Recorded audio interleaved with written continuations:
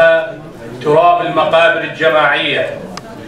رحم الله تلك القلوب التي تنبض بحب الوطن والتي أوقف نبضها الطغاة.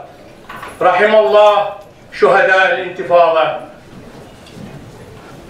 والآن أعزائي مع كلمة للبروفسر مايكل فايبه. الله وبركاته. اسمحوا لي معرفتي بالعربية محدودة عظيمة.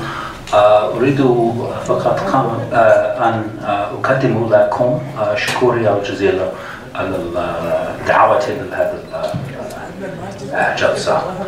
لو سمحت أقول كلمتين باللغة العربية، يعني باللغة الوالدية، يعني إنجليزية. I wasn't entirely sure why. I want to thank particularly Amir Mashkour for inviting me here. I wasn't. Just up the mic up. Yeah, just good. Thank you. Okay. So let me tell you why I'm here, and I'm somewhat unusual, and in many ways I'm the least qualified to talk about the enormous events that are being memorialized here today. I teach at the School of Education at the University of Michigan. My background is as an anthropologist. I lived in various places in the Middle East. My son spent the first 2 years of his life in Morocco.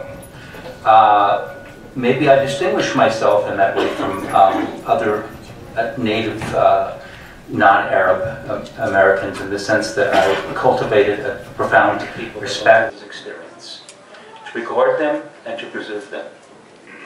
Now, in this room, many of you know about the events that took place in 1991 and that have taken place since. But what matters to me when I go back to Ann Arbor, when I go back to talking to my students, many of them do not. And we need to keep these stories.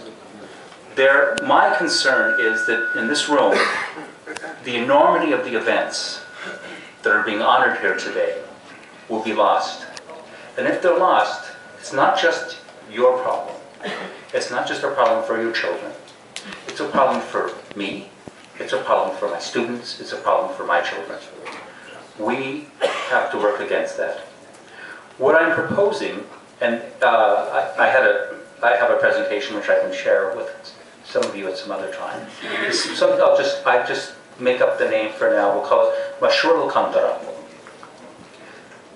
a memory project. We have in this country something called StoryCorps, where people go around, sit down with people, and simply ask them to tell the stories. Now, on a personal note, the way I met Amir and his brother and others, good friends with names like Abdul Hadi and Hisham and so forth, was simply because they were driving me to the airport, because my work took me to the airport many times, and I came to feel attached to them, and we became almost a family over 6 or 7 years. And I realized over the course I would ask them questions. I wanted to know about Iraq, about their experience here and so forth. They told me stories about a place I hadn't heard before called Rafhaaء. And they told me how long they'd spent in this place. And they told me what happened. They told me about leaving from Rafhaaء for being there for 5 years. In 48 hours they're walking around the streets I think these stories need to be preserved for people like me, for people like my students. So what I'm going to propose in closing is simply that we consider undertaking this project. We don't need Steven Spielberg to do it. We need some microphones, we need a little bit of determination. It's a kind of a jihad. I know what that word means, and I think that's a jihad as well. I think I've taken more of my time. I'm تشرفنا كثير على دعوتي لهذا الجلسة, and God bless you. Thank you.